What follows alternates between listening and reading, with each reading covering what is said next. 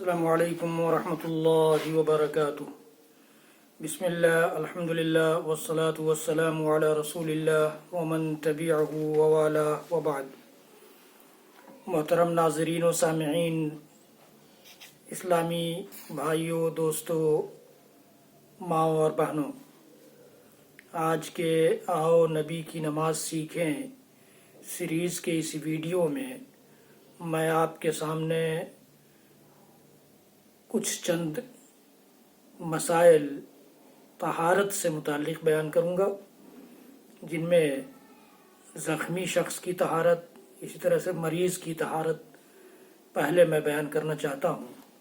حضرات گرامی، ہمارے اور آپ کے ذہن میں یہ ہونا چاہیے کہ اس کائنات کا خالق اور ہم سب کا خالق و مالک عرش والا رب بڑا مہربان ہے، اور وہ ہماری کمزوریوں سے بھی واقف ہے، ہمارے مزاج سے بھی واقف ہے۔ اس لیے اس نے ہمیں اتنا ہی مکلف بنایا ہے جتنا ہمارے اندر صلاحیت ہو۔ اللہ رب العالمین نے فرمایا فاتقوا اللہ ما استطعتم واسمعوا واطیعوا، کہ اللہ سے ڈرو جتنی تمہاری صلاحیت ہے، جتنی استطاعت ہے، اتنا کم از کم اللہ سے ڈرو اور اللہ کی بات سنو اور اللہ کی فرمانبرداری کرو۔ اسی طرح سے اللہ رب العالمین کا ایک ارشاد ہے لا یکلف اللہ نفسا الا وسعها، کسی بھی نفس کو، کسی بھی شخص کو اللہ تعالیٰ اس کی استطاعت بھر ہی مکلف بناتا ہے، حکم دیتا ہے۔ یہ اللہ رب العالمین کا ارشاد گرامی ہے، یہ قاعدہ ہے اس شریعت کا، اس کو ذہن میں رکھنا چاہیے۔ اسی وجہ سے اللہ کے نبی صلی اللہ تعالیٰ علیہ وآلہ وسلم سے زخمی شخص کی طہارت کے سلسلے میں جو حکم ثابت ہے وہ یہ کہ عبداللہ بن عمر رضی اللہ تعالیٰ عنہما کے حوالے سے کہ وہ غسل اور وضو میں زخمی شخص اپنے زخم کے ارد گرد، یہاں مان لیجیے زخم ہے ہمارے، تو اس کے ارد گرد ہم دھو لیں گے اور اس زخم پر مسح کر لیں گے، اس زخم پر مسح کر لیں گے۔ یہ سنن الکبریٰ للبیہقی کی روایت ہے، اس کے حوالے سے عبداللہ بن عمر رضی اللہ تعالیٰ عنہما اس کے راوی ہیں اور صحیح حدیث ہے یہ۔ اسی طرح سے زخم یا پٹی اور پلسٹر پر مسح کرنے کی کوئی مدت نہیں ہے، کوئی مدت نہیں ہے، جب تک زخم یا پٹی یا پلسٹر برقرار ہے اس پر مسح کیا جا سکتا ہے۔ پورا جسم اگر زخمی ہے تو تیمم کر لے گا آدمی، اس میں دھونے کی ضرورت نہیں ہے۔ تو یہ تھی اس شخص سے متعلق طہارت کا حکم جو زخمی ہو، اس کے کسی جسم کے کسی حصے میں زخم ہو گیا ہو یا پورا کا پورا جسم زخمی ہو گیا ہو۔ دوسری چیز مریض کی طہارت۔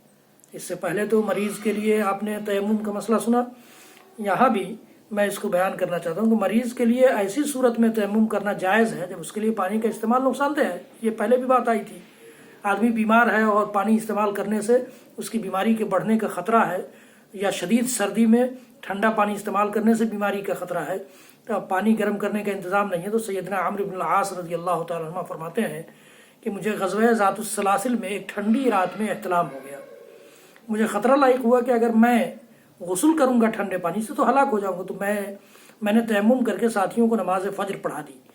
میرے ساتھیوں نے رسول اللہ صلی اللہ علیہ وسلم کے پاس یہ مقدمہ پہنچایا، یہ شکایت کی، یہ سارا معاملہ بتایا، تو آپ صلی اللہ علیہ وسلم نے کچھ نہیں کہا۔ سنن ابی داؤد کی روایت ہے، کتاب الطہارہ میں یہ روایت موجود ہے۔ تو اس سے معلوم ہوا کہ مریض آدمی کی طہارت کے لیے تیمم کافی ہے۔ اسی طرح سے استحاضہ کا مسئلہ ہے۔ استحاضہ ایک بیماری ہے خواتین کی، خاکی یا زرد رنگ کا خون آتا ہے، تو یہ بیماری کی وجہ سے ہوتا ہے، یہ حیض کا خون نہیں ہے۔ استحاضہ کی صورت میں عورت پاک ہوتی ہے، لہٰذا وہ پاک عورت کی طرح تمام کام کرے گی، وہ نماز پڑھنا نہیں چھوڑے گی، روزے رکھنا نہیں چھوڑے گی، تلاوت کرنا نہیں چھوڑے گی، بلکہ یہ نماز پڑھے گی۔ استحاضہ والی عورت ہر نماز کے وقت خون کو صاف کرے گی اور وضو کر کے نماز پڑھے گی۔ اللہ کے رسول صلی اللہ علیہ وسلم کا ارشاد گرامی ہے ان کے لیے فَاغْسِلِي عَنْكِ الدَّمَ وَصَلِّي، کہ خون دھو لو اور نماز پڑھو۔ حالت استحاضہ میں غسل فرض نہیں ہے، لیکن وہ صفائی کے لیے غسل کرنا چاہے تو کوئی حرج نہیں ہے۔ صفائی، اسلام صفائی پسند مذہب ہے، اسے اختیار ہے کہ وہ ہر نماز کے لیے چاہے تو غسل کر لے، ورنہ ہر نماز کے لیے غسل ضروری نہیں ہے، یا دو نمازوں کے لیے ایک غسل کر لے، ایسا بھی کر سکتی ہے، دن میں ایک دفعہ غسل کر لے، ایسا بھی کر سکتی ہے، حیض سے دوسرے حیض کے دوران ایام استحاضہ میں کبھی کبھی غسل کر لیا کرے، یہ بھی ثابت ہے اس کے لیے۔ تو یہ ساری شکلیں مستحاضہ عورت کے لیے ثابت ہیں۔ یہ سنن ابی داؤد کی روایت جو میں نے ابھی بیان کیا۔ استحاضہ کا خون نکلے تو ہر نماز کے لیے وضو ضرور کرنا پڑے گا۔ یہ ذہن میں رہے کہ اگر استحاضہ والی عورت ہے تو اس کو ہر نماز کے لیے وضو ضرور کرنا پڑے گا۔ ہمیں اور آپ کو یا استحاضہ کے علاوہ کوئی اور پاک عورت ہے تو اس کو ہر نماز کے لیے وضو کی ضرورت نہیں ہے۔ اگر اس کا ظہر میں اس نے وضو کیا ہے اور عصر تک اس کا وضو باقی رہ گیا تو اسی وضو سے وہ عصر کی نماز پڑھ سکتی ہے، لیکن مستحاضہ عورت ایسا نہیں کر سکتی۔ اس کو عصر کے لیے الگ وضو کرنا پڑے گا، مغرب کے لیے الگ وضو کرنا پڑے گا۔ اللہ کے نبی صلی اللہ علیہ وسلم کا ارشاد گرامی ہے توضئی لکل صلاح، صحیح بخاری کی روایت ہے۔ اسی طرح سے مستحاضہ 2 نمازوں کے لیے غسل کرنا چاہے تو نمازیں جمع بھی کر سکتی ہے۔ ظہر کو مؤخر کر کے یعنی لیٹ کر کے عصر کے ساتھ پڑھ لے، عصر کو مقدم کر لے تھوڑا سا، یا مغرب کو لیٹ کر کے عشاء کے ساتھ پڑھ لے، ایسا بھی کر سکتی ہے۔ یہ سنن ابی داؤد کی روایت ہے۔ کوئی عورت حیض اور استحاضہ کے خون میں فرق نہ کر سکے تو وہ اپنے دنوں کے عادت کی دنوں کے مطابق اس کا فیصلہ کرے گی۔ یہ اللہ کے نبی صلی اللہ علیہ وسلم اور شریعت کے مسائل ہیں۔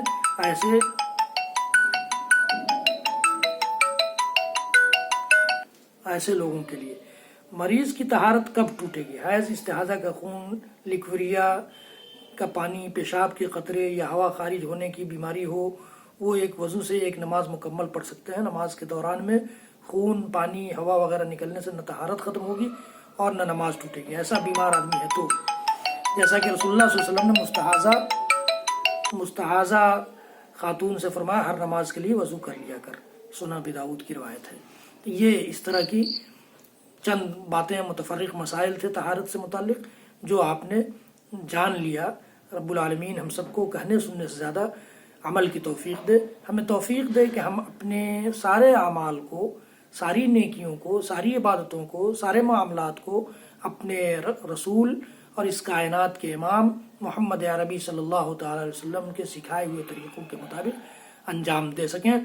اگلے ویڈیو میں آپ دیکھیں گے کہ بدن کی طہارت کیسے ہوتی ہے، لباس کی طہارت کیسے ہوتی ہے، نماز کی جگہ کی طہارت کیسی ہوتی ہے، یہ آئندہ آپ سنیں گے۔ رب العالمین ہم سب کو کہنے سننے سے زیادہ عمل کی توفیق دے۔ اگر یہ ویڈیو آپ کو پسند آئے تو اس کو صدقہ جاریہ سمجھ کر شیئر کریں اور بیل آئیکن کو دبانا نہ بھولیں۔ فیس بک پر سن رہے ہوں تو لائک بھی کریں۔ وصلی اللہ تعالی علی نبینا محمد وعلی آلہ وصحبہ وسلم تسلیما کثیرا کثیرا۔ سبحان ربک رب العزۃ عما یصفون وسلام علی المرسلین والحمد للہ رب العالمین، والسلام علیکم ورحمۃ اللہ وبرکاتہ۔